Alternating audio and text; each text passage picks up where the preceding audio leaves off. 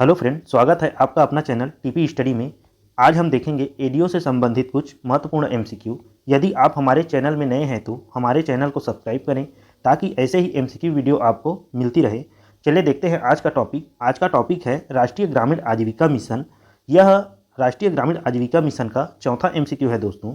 यदि आप हमारे इसके पिछले एमसीक्यू को नहीं देखे हैं तो उसका लिंक मैं इस वीडियो के डिस्क्रिप्शन बॉक्स में डाल दूंगा, वहाँ से जाके देख सकते हैं। चलिए देखते हैं आज का क्वेश्चन। देखते हैं प्रश्न नंबर पहला क्या बोला है। सक्रिय महिलाओं को किस योजना के अंतर्गत प्रशिक्षित किया जाता है।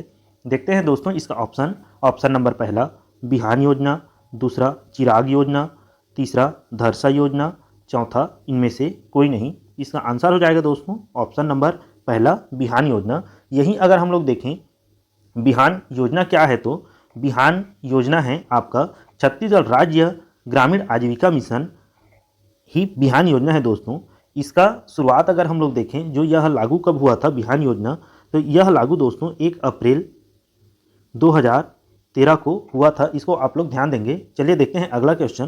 प्रश्न नंबर दूसरा, स्व सहायता समूह स्तर पर प्राथमिकता के आधार में निम्न में से कौन सा घटक शामिल नहीं है। देखिए दोस्तों स्व सहायता समूह के प्राथमिकता के आधार में निम्नलिखित में से कौन सा घटक शामिल नहीं है पूछा है। देख लेते हैं इसका ऑप्शन नंबर पहला खाद्य सुरक्षा, दूसरा उपभोक्ता संबंधी आवश्यकता, तीसरा आजीविका गतिविधियों में निवेश संबंधी, चौथा समुदाय स्रोत व्यक्ति तैयार करना। इसका आंसर हो जाएगा दोस्तों ऑप्शन नंबर चौथा समुदाय स्रोत व्यक्ति तैयार करना।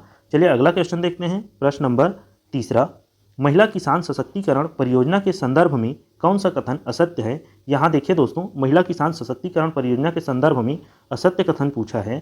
देख लेते हैं इसका ऑप्शन नंबर पहला, इस योजना का उद्देश्य महिला किसानों को सुदृढ़ बनाना है। दूसरा, इस योजना के अंतर्गत बस्तर सेवक मंडल का गठन किया जाना है। तीसरा, इस योजना के अंतर्गत 3 उत्पादक सहकारी समितियां का गठन महिला कृषकों को संगठित किया गया है। चौथा, इस योजना के अंतर्गत जैविक खेती, सब्जी उत्पादन, कृषि यंत्र का उपयोग SRI पद्धति से कार्य किया जा रहा है। इसका आंसर हो जाएगा दोस्तों ऑप्शन नंबर तीसरा, इस योजना के अंतर्गत 3 उत्पादक सहकारी समितियां का गठन महिला कृषकों को संगठित किया गया है। यह कथन आपका गलत हो जाएगा दोस्तों, तो इसको आप लोग ध्यान देंगे। चलिए अगला देखते हैं। प्रश्न नंबर चौथा, दीनदयाल उपाध्याय ग्रामीण कौशल योजना के संदर्भ में कौन सा कथन सत्य है। देखिए दोस्तों यहाँ सत्य कथन पूछा है। देख लेते हैं इसका ऑप्शन नंबर पहला, दीनदयाल उपाध्याय ग्रामीण कौशल योजना अंतर्गत राज्य के सभी जिले शामिल हैं। दूसरा, इस योजना के अंतर्गत कम से कम 70% प्रशिक्षित युवाओं को औपचारिक संस्थाओं का उपलब्ध कराना। तीसरा, प्रत्येक जिले में एक नोडल अधिकारी नामित किए जाते हैं। चौथा, उपरोक्त सभी। इसका आंसर हो जाएगा दोस्तों ऑप्शन नंबर चौथा उपरोक्त सभी। अगला क्वेश्चन देखते हैं। प्रश्न नंबर पाँचवा, रोशनी कार्यक्रम के अंतर्गत निम्न में से कौन सा कथन असत्य है। देखिए दोस्तों यहाँ असत्य कथन पूछा है। देख लेते हैं इसका ऑप्शन नंबर पहला, रोशनी कार्यक्रम प्रदेश के 8 नक्सल प्रभावित जिलों में संचालित है। दूसरा, भारत सरकार द्वारा चयनित एजेंसियों द्वारा 25 से 35 वर्ष के युवाओं को कौशल उन्नयन अंतर्गत प्रशिक्षण देना। तीसरा, रोशनी कार्यक्रम के अंतर्गत 60% महिलाओं को प्रशिक्षण दिया जाना अनिवार्य है। चौथा, इस योजना के अंतर्गत केंद्र एवं राज्य का अंशदान 75:25 है। इसका आंसर हो जाएगा दोस्तों ऑप्शन नंबर तीसरा, रोशनी परियोजना के अंतर्गत 60% महिलाओं को प्रशिक्षण दिया जाना अनिवार्य है। अगला देखते हैं। प्रश्न नंबर छठवां, RCT की स्थापना किस बैंक के माध्यम से किया जाता है। देख लेते हैं इसका ऑप्शन नंबर पहला, सहकारिता बैंक, दूसरा ग्रामीण बैंक, तीसरा लीड बैंक, चौथा इनमें से कोई नहीं। इसका आंसर हो जाएगा दोस्तों ऑप्शन नंबर तीसरा lead bank.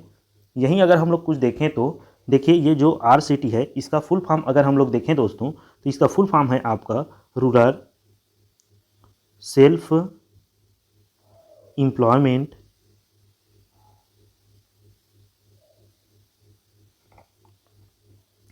Training institute.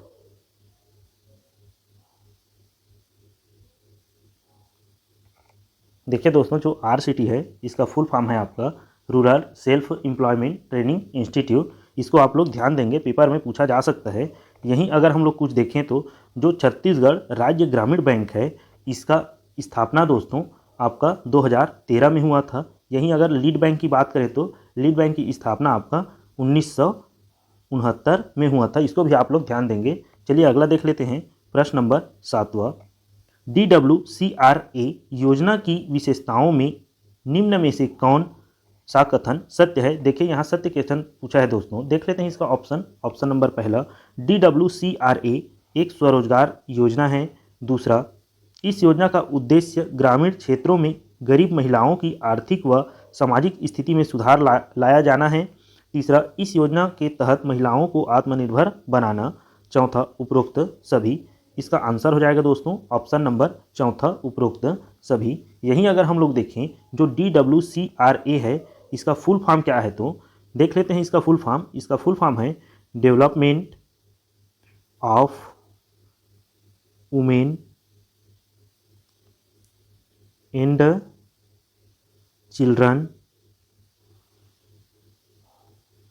In rural area.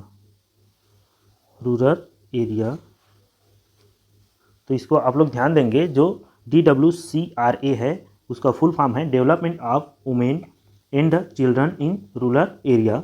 अगर यहीं हम लोग देखें तो इसका गठन कब हुआ था तो इसका गठन हुआ था 1982 से 1983 में इस योजना का जो गठन हुआ था। इसको आप लोग ध्यान देंगे। अगला देखते हैं प्रश्न नंबर 8वां, ऋण पर ब्याज किस प्रकार से दिया जा सकता है? देख लेते हैं इसका ऑप्शन नंबर पहला, चक्रवृद्धि ब्याज। दूसरा, एक समान दर। तीसरा, घटते अवशेष पर ब्याज। चौथा, उपरोक्त सभी। इसका आंसर हो जाएगा दोस्तों ऑप्शन नंबर चौथा, उपरोक्त सभी। अगला क्वेश्चन देखते हैं। प्रश्न नंबर 9वां, राष्ट्रीय आजीविका मिशन के संदर्भ में कौन सा कथन असत्य है? यहाँ देखिए दोस्तों असत्य कथन पूछा है। देख लेते हैं इसका ऑप्शन नंबर पहला, इस योजना का नाम बदलकर दीनदयाल अंत्योदय कर दिया गया है। दूसरा, NRLM के लिए विश्व बैंक द्वारा वित्तीय सहायता दी जाती है। तीसरा, इस योजना के अंतर्गत पुरुषों के लिए मजबूत संस्थाओं का निर्माण किया जाना है। चौथा, यह योजना ग्रामीण विकास मंत्रालय के अंतर्गत आता है। इसका आंसर हो जाएगा दोस्तों ऑप्शन नंबर तीसरा, इस योजना के अंतर्गत पुरुषों के लिए मजबूत संस्थाओं का निर्माण किया जाना है। अगला देख लेते हैं प्रश्न नंबर 10वां, राष्ट्रीय आजीविका मिशन राजस्थान के कौन से जिले से शुरू हुई थी? देख लेते हैं इसका ऑप्शन नंबर पहला, काठियावाड़। दूसरा, बांसवाड़ा। तीसरा, जोधपुर। चौथा, इनमें से कोई नहीं। इसका आंसर हो जाएगा दोस्तों ऑप्शन नंबर दूसरा, बांसवाड़ा। यदि आप इन क्वेश्चन का PDF चाहते हैं दोस्तों तो आप हमारे टेलीग्राम चैनल से जुड़ सकते हैं।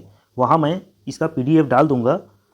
चलिए आज का क्लास यहीं तक रखते हैं। यदि आपको हमारा यह वीडियो अच्छा लगा हो तो हमारे चैनल को सब्सक्राइब करें, शेयर करें और बेल आइकन को प्रेस करें। धन्यवाद दोस्तों।